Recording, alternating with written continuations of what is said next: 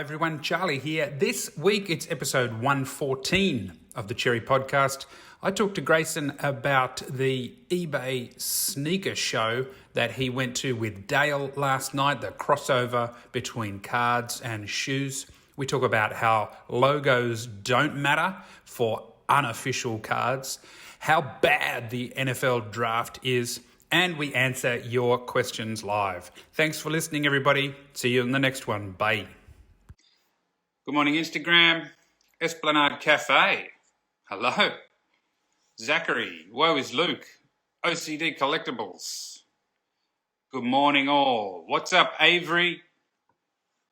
Should I bring this closer? Grayson is going to join us. He is over in Melbourne. And we've got a few cool topics to talk about. Fossmister, thank you. Ziggles, Monty's. Draft day. Is it today? I think it is, isn't it? Yes, it's Thursday in America, so it's draft day. Grayson might get into that. He's not a fan. Fine. See if he can join. Hey, Alexa Collects. There he is. Where are you? I'm at the store. I'm at the front of the store. Panini retailer. Official. Yeah, that's Panini retailer. We just need to right at the bottom of the year. Yes. Yeah, of the year. Holy moly. I need to go and get a haircut, man. What? Yeah, he's fine. Yeah. I'm just comparing it to you. I'm like, wow, you look sharp. And I look like a quasi-homeless dude.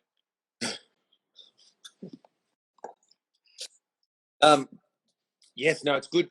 It's good to be back here at the store, Dale's store, and it's a beautiful place. He's got everyone humming along here, and I bet. Yes, it's fantastic.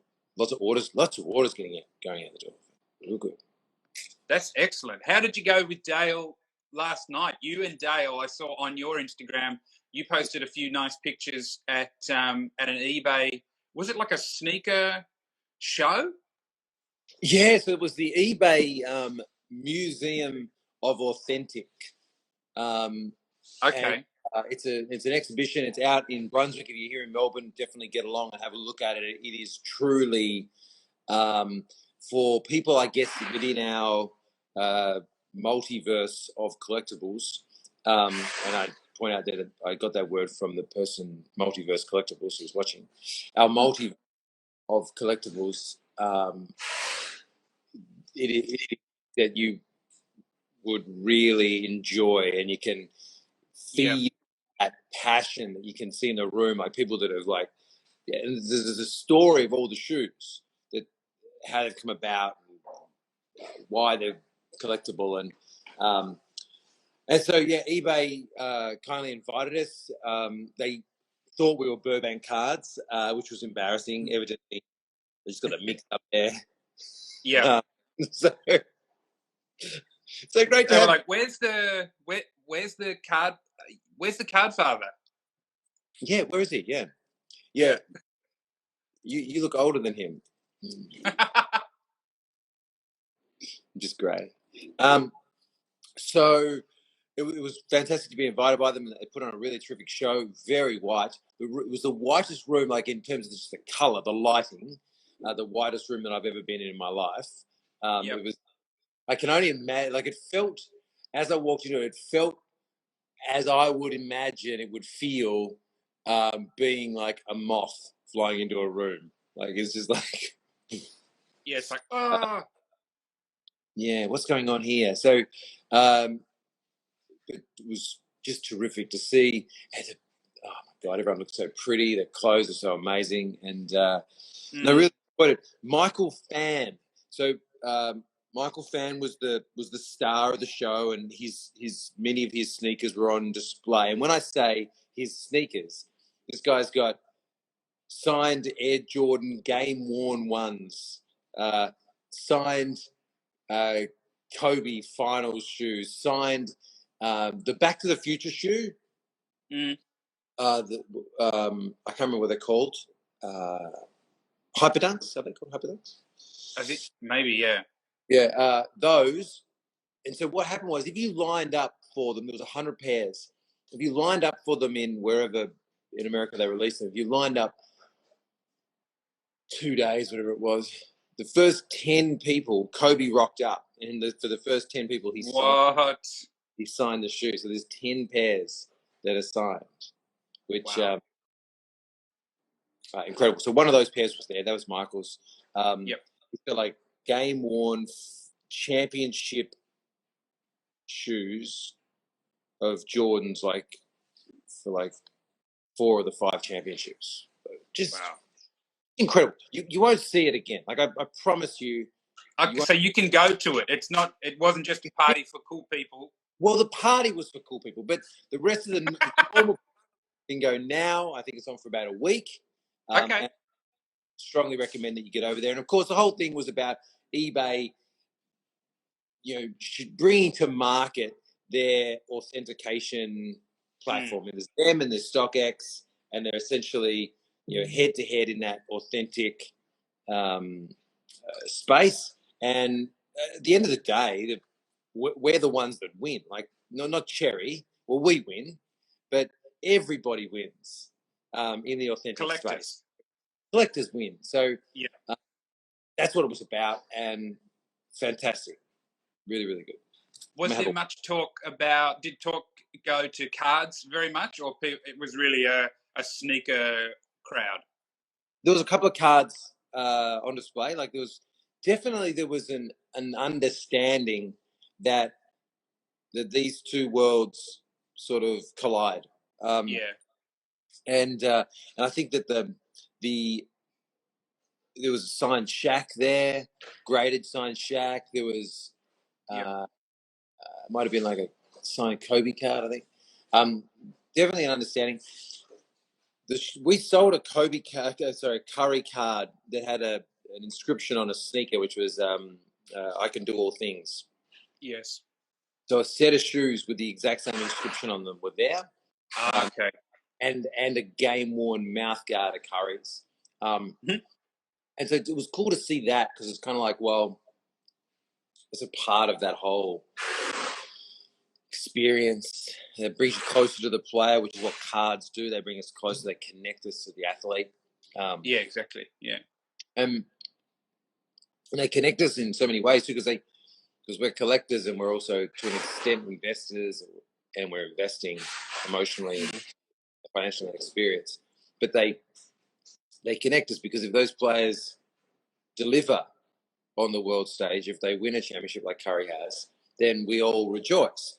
And then if they, sit on the sidelines because they're injured for all time, then it all goes up in flames, as we're seeing with Ben Simmons currently. So there's a significant connection between what we do and what that athlete does on the court, and to see that the shoe, the mouth guard, puts it all together. I love it. Okay, so it's in Brunswick. If you're a Melbourne person, you should get along. Absolutely. We'll put the details on a post. Charlie will give the address and etc. where people can go in the Times. Yeah, good idea. Okay, switching gears to some Tops news, or it's something that we've looked at a couple of times with Leaf cards as well. Some of the Leaf sets which Brian Gray's putting together now continue to just be so exciting for collectors, like the new, I think it's Leaf Metal Soccer. But then earlier this week, Tops put on their sort of collectors club, which you can join, which they're called the Montgomery Club, which there must be a reason, but it sounds very fancy. You could buy, brand new Tops finest basketball, which is, we'd say, unlicensed, right? It doesn't have team logos. It doesn't have players in uniforms. It's got a very cool checklist of legend players. I don't think there's rookies or anything like that in it. But it ignited the debate of do you need logos or to be the official card for your cards to sell, and clearly that you don't need them for them to sell. They can still be a nice card because people picked up these boxes. People were buying them on the secondary market for about $100 over what Topps was selling them for, and looking at the Dirk card in there, there's a cool Rodman card in there. There's Shaq cards in there. The Isaiah Thomas with the huge fur coat, which I thought looked fantastic. I think it's more evidence that there is a market clearly for cards like this, and it's an opportunity for Topps in before they take over. Do they take over everything in a couple of years to flex their muscles and sort of put a set out that can be like a practice set?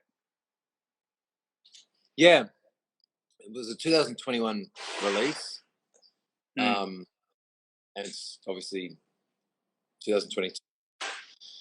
So something happened that pushed it back.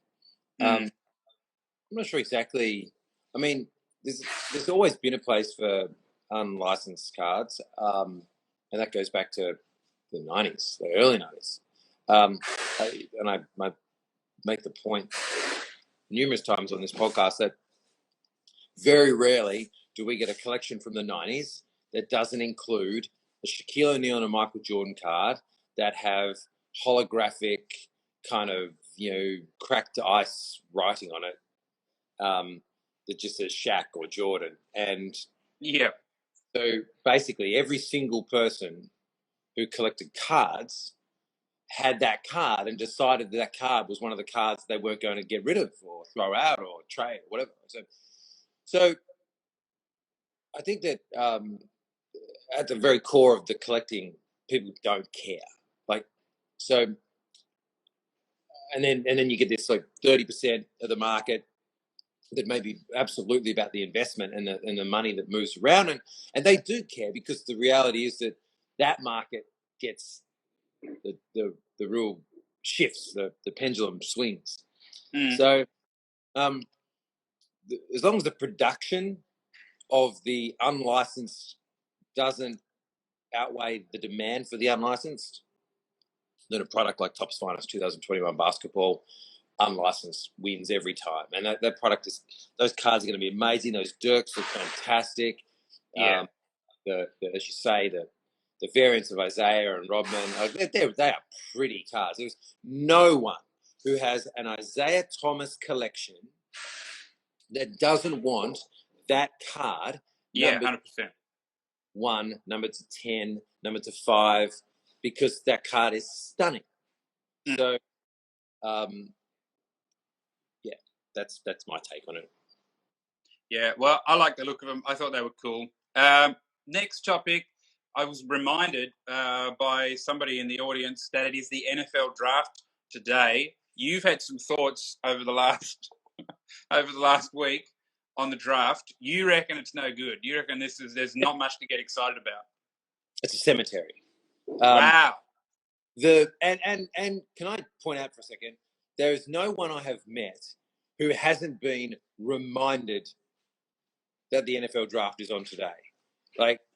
Dude, I'm pretty sure last night I was watching ESPN and they were reminded that the NFL draft was on today. During so no one cares. No one cares. They were arguing. One of the things they were arguing is, what does Dak Prescott need in this draft? And all I could think of was the 1994 Cowboy team. That's what he needs. And they're not available in this draft. So no, it's awful. And what does that mean for NFL cards in 2022? It means that you go back to a real prospecting draft where there's a huge amount of interest in second, third, fourth round quarterbacks, because the reality is that someone will still make it. Like, Yeah. we've seen this time and time again.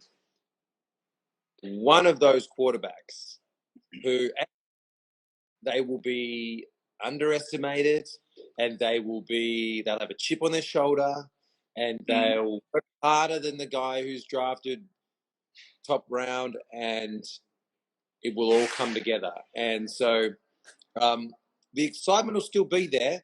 The interest in collectors will still be there. More boxes will be sold because they'll be cheaper.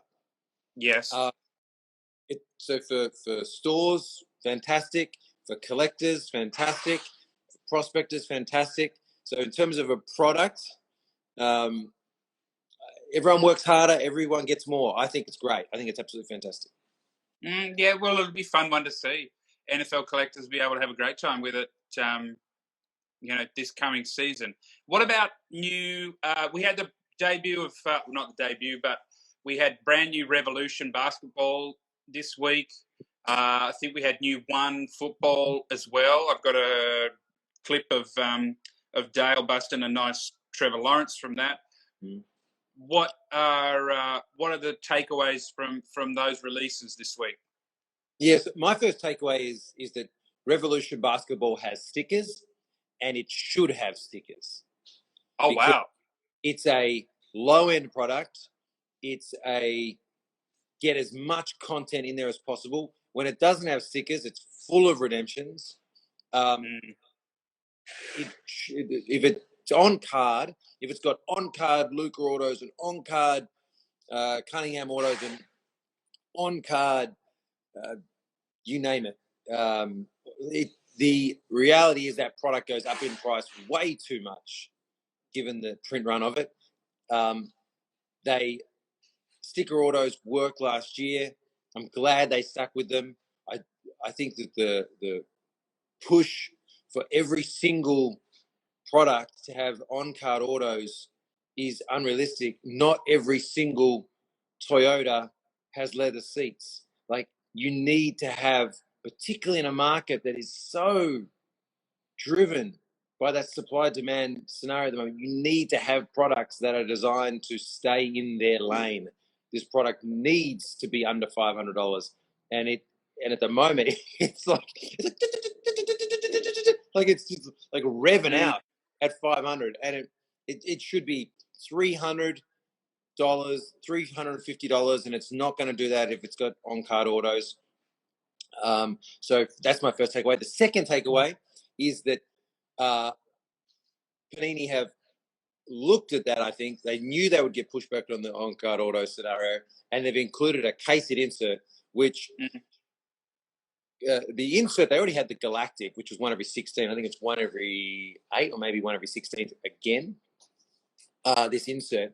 Now, in the category of inserts, you can have inserts that are good and then inserts that Dale likes. And to get that Dale likes is extraordinarily hard. I mean, you and I were at the Mint Collective. We spoke to the most important people in the hobby, and all they said is, Grayson, what's it going to take for Dale to like our inserts? And we said, not worth it. Row too hard. Like, back off. Leave it alone. And so they've done that. They've achieved the impossible. So great takeaway there. The draft class, we've seen them for a year. They're soft. Scotty Barnes as the rookie of the year feels more like Malcolm Brogdon than he does like Luka Doncic. So that's probably the thing that's going to hold it back a little bit. I love Revolution variants. I love Lavas. I love Galactics. So I think great product, but please, Panini, stay with the stickers on this product. Get it down to 350, 400, produce enough of it to get it down. They do the Chinese New Year, which is bringing its price back a little bit. Get it get it down to $350 on that secondary market, enough of it to get at that price, and then we've got an absolute home run. Yeah, okay. It's going to be interesting to see brand new WWE Revolution. That's next month, I think, in 2-3 weeks. That's going to be fun to see how that looks there. And I agree with that case you mentioned. I think the primetime players. There was a LaMelo and a LeBron that Dale pulled live, which just looked fantastic. So that's the sort of stuff in lieu of the on-card auto, I suppose, that people can chase. Absolutely. Now, we've got a couple of questions. We have one question. Let's have a look. From Hendo. Which prolonged draft process is less compelling? The NFL or the AFL? I don't know why the AFL have a draft that's got coverage. It's horrendous. You need a pool. You need a talent pool that is deep enough to warrant the process. And I mean the NBA draft is bad. Like, it's not interesting at all. And because the amount of talent, like how many good players are there? Possibly like 10. So, I just feel like the NFL draft is a different beast altogether. There is 50 players that are extraordinarily talented. Doesn't work. Get rid of the AFL draft. The NBA draft is all about the lottery. People only care about that ball moving around, and the who gets knocked out of the top 10, etc. That's the only interesting part. AFL draft, who needs it? Yeah, I agree. Good question from Multiverse. We'll get rid of that one and put up Multiverse's question, a Marvel-related question. I'm thinking about buying 2017 red PMG Black Cat PSA 8 for $9.15 AUD. Do you think it's a good price for that year, grade, and character?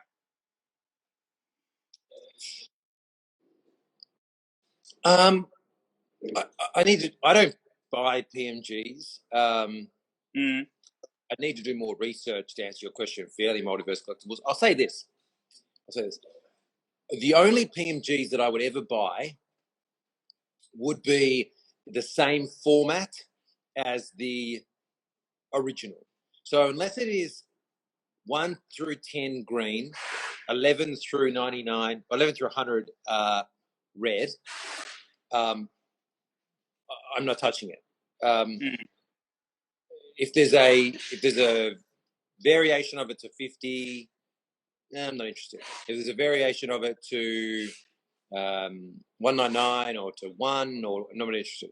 The only PMGs that I would buy are the classic ones that fit that numbering, because if you go all the way back into like the interesting kind of machinations of it, I think that what drew people to the original, not only the foiling, but was that type of numbering, that you're actually getting something different because it's a low number. So the greens were almost a part of the same set, which is different.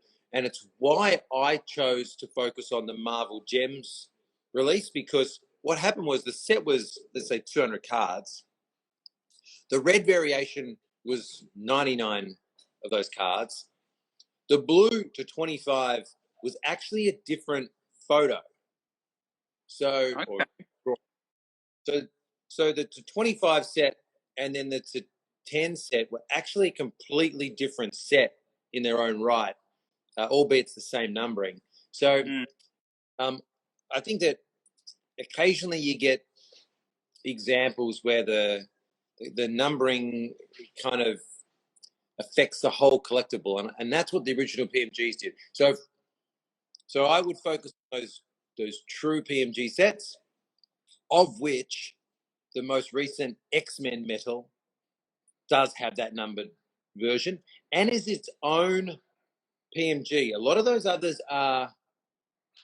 releases are literally like Upper Deck copying the original PMG, not well. Like the foiling is close, but it's not the same. It's like when you get like a fake Prada bag. It's close, but it's not the same. Not that I've had a fake Prada bag. Close, but it's not the same. So they were still pretty cards, and they did it because people wanted that same sort of impact. But the new one is a very specific foil, very different. Hasn't been as well received, but 10 years down the track, it's a different mentality. It's like, well, that was its own thing, true numbering. So I would go harder. Recently released X-Men metal PMGs than I would 2017, blah, blah, blah, blah, blah. Okay. There you go, Multiverse.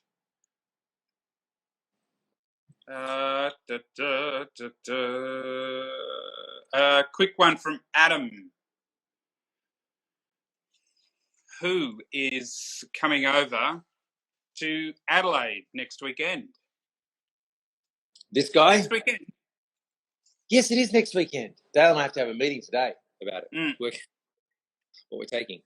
It's this guy and Dale at this stage. So buying, so make sure you get your collections down there. Dale's taking heaps of cash. So buying up all weekend. We're going to have exclusive convention packets, which always sell out. Incredible value. Exclusive convention packets. We're going to have oodles of our $5 singles, which people love. Tear through the $5 singles. We're going to have a couple of a curated slabs. So slabs that we think that people will be interested over in Adelaide. So they'll be like cheap ones and shit players. Oh, that's a stab. Oh. I'm not even... Okay, so it's you and Dale. It's going to be a good weekend. Dale and I, yeah.